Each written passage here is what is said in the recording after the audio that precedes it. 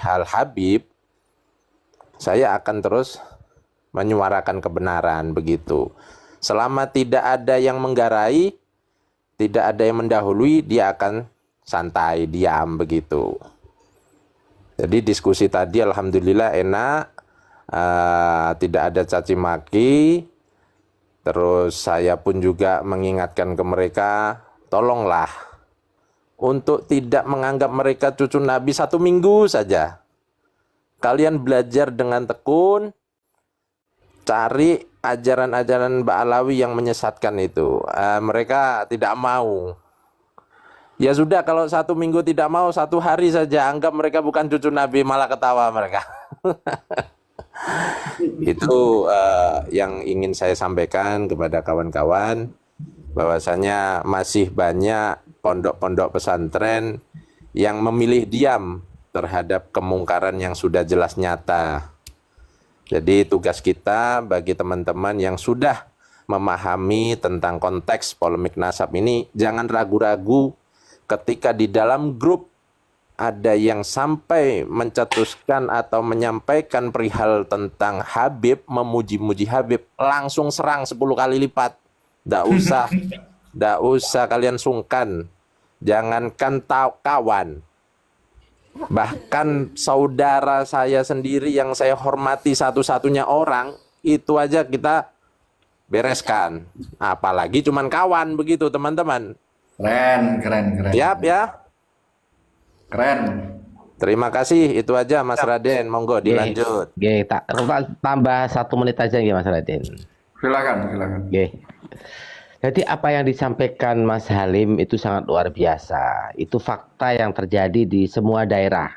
Bahkan Mas Halim itu bukan hanya terjadi di dalam alumni pondok pesantren, di grup alumni. Bahkan justru ini yang saya herankan di dalam grup Ansor Banser NU itu pun tidak berani membahas tentang hal ini. Nah, apa yang disampaikan Mas Halim itu sangatlah bisa dimengerti oleh kami, oleh saya itu. Nah, jadi solusinya tidak akan ada ketika pembicaraan siapapun yang melakukan diskusi bersama membahas tentang nasab, dari satu pihak itu tetap kekeh bahwa abad 10 ke atas itu bisa dijadikan patokan sebagai penisbat nasab. Namun harapan dari kita, dari Kiai Imaduddin Utsman itu yang lebih tua lagi dong, karena ada perbedaan jarak waktu 550 tahun. Bagaimana itu bisa digandengkan sementara pencatatan itu tidak ada? Nah, maka untuk mengisi kekosongan itu seharusnya yang ingin saya harapkan ada andil pemerintah di sini, terutama MUI, terutama Kementerian Agama untuk menyelesaikan persoalan ini. Kita tidak mau sebenarnya kita itu selalu bersitegang, kita selalu antar umat Islam itu kita berseteru terus. Padahal kita ini kalau dalam ajaran agama Islam tidak memandang suku, tidak memandang suku, tidak memandang ras, tidak memandang golongan, asalkan minal muslimin wal muslimat asyhadu an la ilaha illallah wa asyhadu anna Muhammadar Rasulullah, saudara itu. Namun penyelesaian itu kenapa tidak ujung dilakukan oleh pemerintah? Harusnya pemerintah memfasilitasi untuk pembuktian orang-orang yang mengaku sebagai cucu Rasulullah berhak untuk dites DNA. Itu baru penyelesaian. Kalau hanya diskusi Kiai Imad didatangkan dengan Al-Atos untuk berdiskusi, akan sama. Keputusannya akan begitu-begitu juga. Namun ketika sudah ada sebuah fasilitator dari pemerintah, ini loh kita ini kan, kalau perlu kita libatkan Arab Saudi yang betul-betul sangat keras ketika ada orang yang mengaku keturunan Rasulullah, dites di sana. Siapa yang berani mengaku keturunan Rasulullah ketika di Arab Saudi? Tidak ada yang berani kalau memang betul-betul bukan keturunan asli. Nah, inilah yang memang harus dilakukan oleh pemerintah. Itu loh Mas. Terima kasih Sun.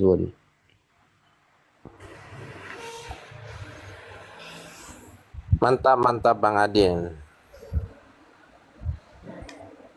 Dari yang disampaikan Gus Halim tadi, bahwa disimpulkan dalam berjuang mendakwahkan nasab Ba'alawi tidak tersambung ini. Jadi sifat ewuh pekewuh dan sungkan itu harus dikesampingkan, lebih diutamakan untuk tetap menyuarakan.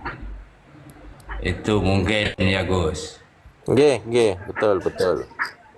Nah, barusan ini saya mendapatkan cerita, ya kan? Ada orang kita, saya sebut aja, udah nggak usah didengarin, Mbah Demit ini, mengakui si Caki ini anaknya, itu loh. Dan di barisan kita dengan alasan mencari uang untuk dana operasional. Ini aneh ini narasi yang dibawakan ini, itu loh. Nah inilah yang kadang melukai hati kita, gitu loh. Gimana Gus Salim tanggapannya? Gimana sekali lagi Caki dinarasikan oleh siapa? Mbah Demit. Mbah Demit itu juragan Demit atau Juragan Demit, ya. Itu diaku sebagai anaknya, gitu. kok Di bisa sini, begitu? itu saya tapping di bawah dengan narasinya itu saya tolak. Nah, di situ dia bernarasi perjuangannya itu butuh biaya. Saya nyambung, mungkin si Caki ini dipasang untuk mencari uang pendanaan. Tapi kan bersifat pribadi ujung-ujungnya itu. Itu kan cuman main kata kalau saya memikirkan gitu. Nah, apa dibalik semua yang dilakukan ini? Waduh, itu harus kita ngobrol di WA itu kayaknya. Bung Ali kan ada grup WA toh, grup WA itu kan, Mbak. Nantilah. Izin Ya bernarasi. kenapa saya sampaikan ini satu, saya udah jenuh dengan perilaku seperti itu. Saya memahami Bang Firman. Saya memahami psikologi panjenengan. Nanti di belakang ya, Bang Firman. Ya kalau skenario kenapa harus dibawa di Komal? Itu seharusnya ya bermainlah yang cantik, kan begitu. Karena banyak teman-teman yang di bawah itu kadang terlukai juga hatinya mendengar kalimat-kalimat gitu. Jangan terlalu egois gitu. Dengan dalil itu suatu skenario, itu suatu apa. Gitu. Iya. Jadi kita menyuarakan di area medsos ini. Jadi kita mencari sebanyak-banyaknya pengikut, mencerahkan banyak-banyak pengikut. Tapi kalau teman-teman yang di bawah mendengarkan hal yang nggak mengenak, lama-lama bosan juga malahan dengan perilaku kita ini. Itu loh. Iya. Jadi kita nggak mempermasalahkan kalau mereka di samping kanan ataupun di barisan kita, nggak masalah. Konsisten aja yang kita lakukan ini. Gitu loh.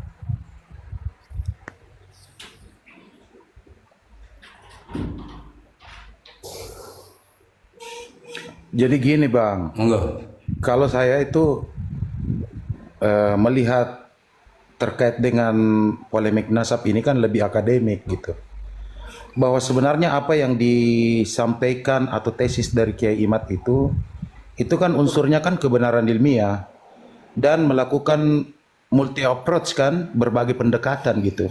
Bukan hanya pendekatan literasi atau kitab-kitab nasab, tapi pendekatan filologi yang sesamaan gitu kan. Dan ada lagi yang bukti yang baru gitu, ya kalau nggak percaya ya lakukan tes DNA gitu. Dan bagi saya itu sebenarnya polemik nasab ini udah selesai kalau berdasarkan kajian ilmiah. Karena apa yang disampaikan oleh Kiai Imad itu kan adalah sudah telah memenuhi unsur kebenaran ilmiah berdasarkan pendekatan kajian akademik. Karena yang dibahas oleh Kiai Imad itu kan sifatnya itu kan pertama deskriptif. Artinya bahasan itu ada pendekatannya.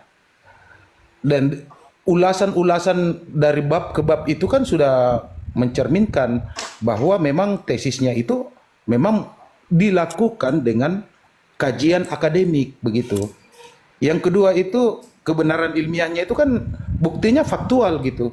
Bahwa apa yang dipertanyakan Kiai Imad itu sudah menjawab bahwa memang nasab Ba'lawi itu memang terputus. Terputus berdasarkan kajian literasi dan kajian-kajian filologi. Karena buktinya memang tidak ada. Apa yang disampaikan umpamanya di bantahannya tesis itu yang di Rabita Alawiyah itu kan tidak menjawab.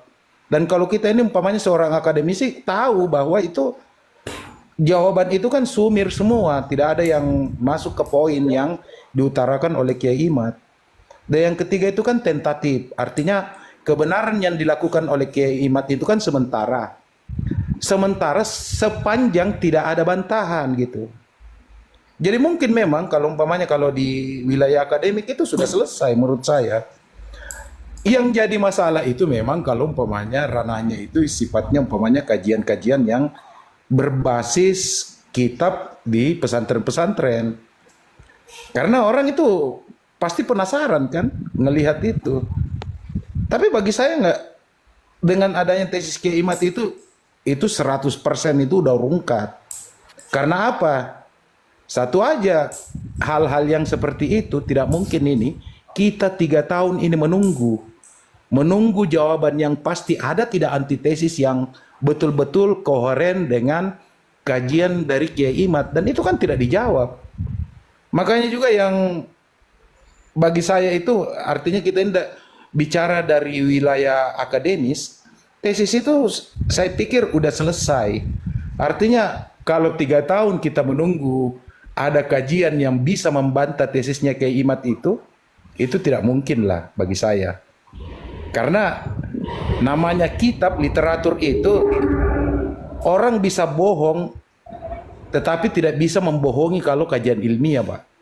Kalau kajian ilmiah itu begitu, kalau kita tahu, jangankan istilahnya tesis itu keluar sehari, seminggu pasti ada jawabannya. Ini 3 tahun loh kita menunggu ini, nggak ada jawaban yang pasti. Iya kan? Jadi kalau saya sih polemiknya ini udah selesai.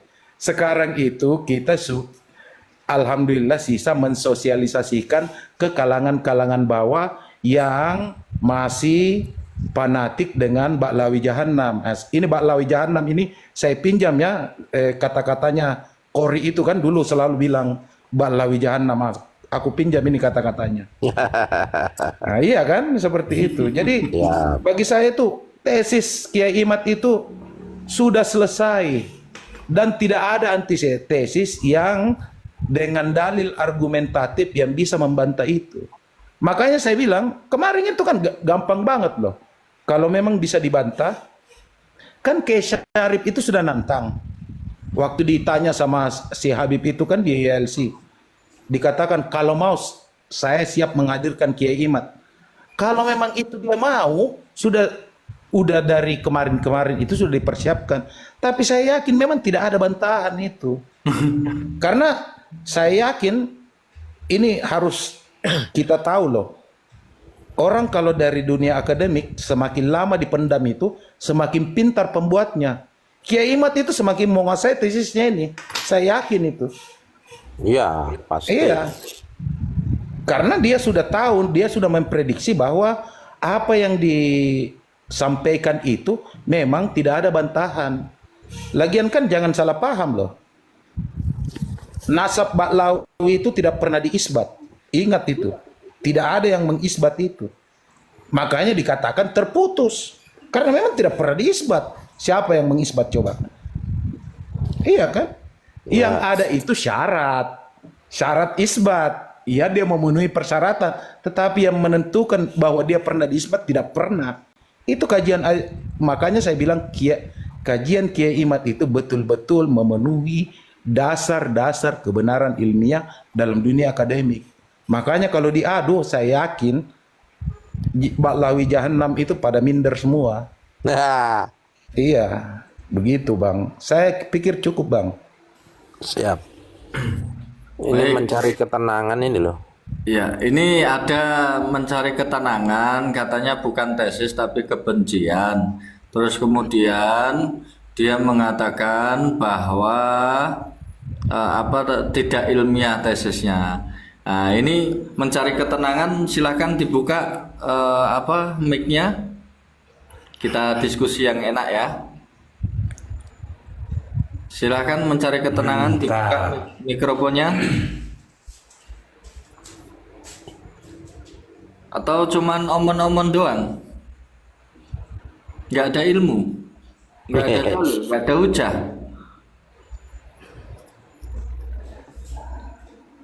Apa cuman modal taklid buta? Jangan Apa cuman modal doktrin doang? Oke Bang, kalau memang ada yang mau membantah metodologi penelitiannya Kiai Imad, silakan aja. Ya, silakan mencari Karena saya sudah ketenangan. baca. Silakan dibuka mikrofonnya, mic-nya dibuka, kita diskusi. Berak di celana dia. Oh enggak, dia lagi Nangis ini. Raden. Jangan nangis nanti. Silakan dibuka. Jangan Raden. Pakai topi. Gayanya model begitu gimana kan? Ilmuannya. Mbak Maya, Hongkong aman? Oh, saya nggak di Hongkong, akhi. Di mana dong? Nah, kabur. Beijing. Kencing dia bocil. Beijing. Lumayan buat hiburan. Turun sendiri, kabur dia. Mbak Maya di mana Mbak Maya? Saleh mau naik, Saleh. China.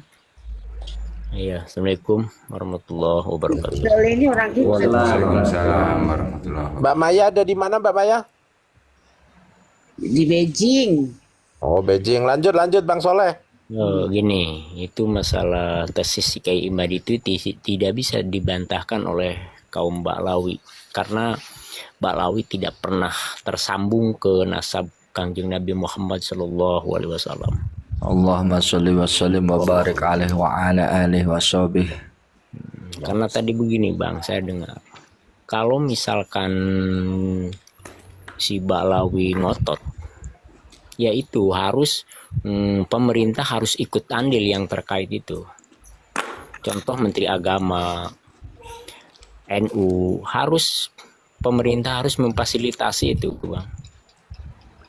Karena kalau tidak difasilitasi oleh pemerintah atau yang terkait, ini akan carut marut, akan makin booming perasaan saya. Karena apa? Si Baklawi ini walaupun ada data 1000 data dari tesis Kiai Imad jelas tidak bisa dipungkiri sama kaum Baklawi, dia ngeyel, gak pernah mau mengakui. Tapi kalau andil pemerintah atau memfasilitasi itu akan cepat beres Bang. Itu kayaknya Bang Agus. Ya, lanjut. Jadi gini Bang, saya kebetulan kalau masalah hukum itu saya ini advokat Bang. Jadi kalau kita mau ada peran serta dari pemerintah, regulasinya itu nggak ada Bang. Kenapa pemerintah itu hanya bisa menghimbau atau sebatas fatwa? Dan saya yakin diamnya pemerintah itu sebenarnya solusi Bang. Karena kalau dia turut andil di situ, nantinya dianggap bahwa hal ini menjadi ajaran dasar dalam dunia Islam. Padahal ini kan ajaran pur'i. Tidak bisa diambil alih oleh pemerintah. Seperti itu Bang. Karena regulasinya hanya dalam bentuk fatwa majelis ulama. Dan itu pasti kalau saya sih nggak perlu dipatwakan. Karena ini sudah rungkat sendiri. Gitu Bang. Jadi kalau regulasi dari pemerintah itu Tapi tidak bisa gini Bang Dit, apa boleh tidak NU itu mengeluarkan fatwa lah setidaknya. Kalau pemerintah bukan ini hanya memfasilitasi Bang, hanya memfasilitasi masalah permasalahan nasab ini. Begitu Bang. Kalau kita dorong daripada akan menimbulkan klinik yang lebih lanjut, pemerintah itu harus adil bang, harus memfasilitasi lah istilahnya dengan NU gitu bang, atau mempatwakan gitu. Begitu bang. Kalau masalah Baklawi ini Bang, saya pikir itu bukan masalah Baklawi dengan ormas tertentu macam NU. Ini kan masalah kajian keagamaan yang sifatnya fur'i, kan begitu. Itu hanya bisa yang punya regulasi itu memang Majelis Ulama Indonesia. Kalau terkait dengan NU itu tidak bisa Bang. Yang punya regulasi itu, tapi regulasi Majelis Ulama itu hanya sebatas mengeluarkan fatwa. Tapi saya pikir dengan tidak adanya fatwa juga itu sebuah regulasi Bang. Karena kita tahu penelitian Kiai Imad itu sudah final Bang. Tidak ada antitesis yang bisa menjawab itu. Makanya juga Majelis Ulama itu tidak mengeluarkan itu fatwanya Bang. Kalau pandangan saya begini Bang Peta, ya. Silakan. Polemik nasab ini sudah selesai di negara-negara yang mayoritas penduduknya mayoritas adalah beragama Islam.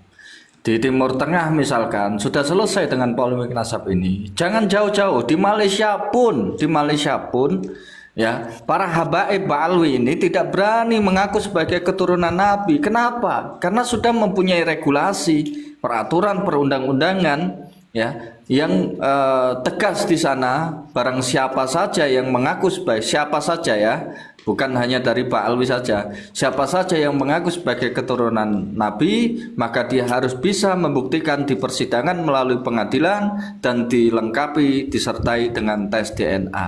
Nah, ini yang kita mendorong pemerintah untuk membuat peraturan pemerintah ya, karena kalau perundang-undangan itu prosesnya juga sangat lama, harus melalui DPR juga. Artinya keluarkan saja peraturan pemerintah sebagaimana dulu pernah membubarkan FPI dan HTI. Nah itu peraturan pemerintah, atau bisa dalam bentuk keputusan presiden, atau bisa dalam bentuk yang lainnya. Artinya karena ini mengenai dengan stabilitas dan keamanan negara, gitu. Perpecahan telah di depan mata. Maka objektivitas siapa saja yang mengaku sebagai keturunan Nabi, maka dia harus bisa membuktikan melalui pengadilan di persidangan ya, dan dilengkapi dengan tes DNA. Begitu. Artinya apa? Jadi kita tidak berkutat pada masalah nasab saja, karena masalah nasab dengan mereka mendiamkan ini, artinya mereka tidak punya hujah, tidak punya dalil, tidak punya bukti, tidak punya referensi. Ini memang sudah final, gitu.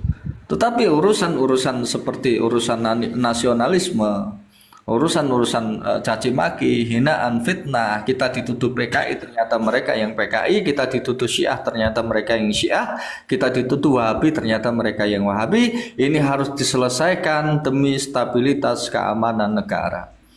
Itu saya rasa, pandangan saya itu. Jadi di Malaysia mereka nggak berani mengaku sebagai keturunan Nabi, nggak berani karena memang bukan keturunan Nabi. Iya.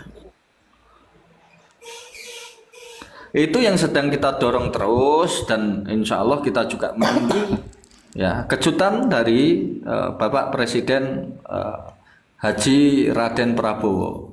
Iya.